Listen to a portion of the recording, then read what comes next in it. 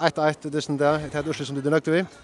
Ja, alltså hvis du hickar ett dysten så halte jag att vi skulle vara nökter. Så vi får in av vatten för att få tröst och men ett spel och döma så halte jag också i nöktant. Det ser ut som att sälja fyra lag hade öliga ringt jag får några som helst hänga samman. För att Rika inte hade kunnat. Ja, nej, det är alltid tar avtalnar som vi gör Arndesten och ta spel som vi kommer att spela. Alltså det är slash här och vi får sparska för nek och ta blå för nek till fältet och så står det på 6-spelen för College. Vi ränner att han. Kan ta sig det om i halvleken.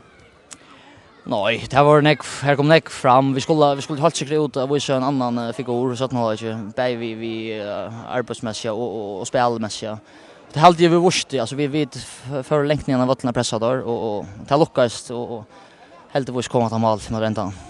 Det var mål på en table och det kanske hade det farligast. Är det ett några stöver som det har just näck vi under vändning? Ja, alltså det är också några man arbetar vi och det är bara ett ega vapen här vid table så det är gott. Det är gott att man har sist här just. Ända titta på hapen nästa för det är väl en dyster som det för att vinna nästan.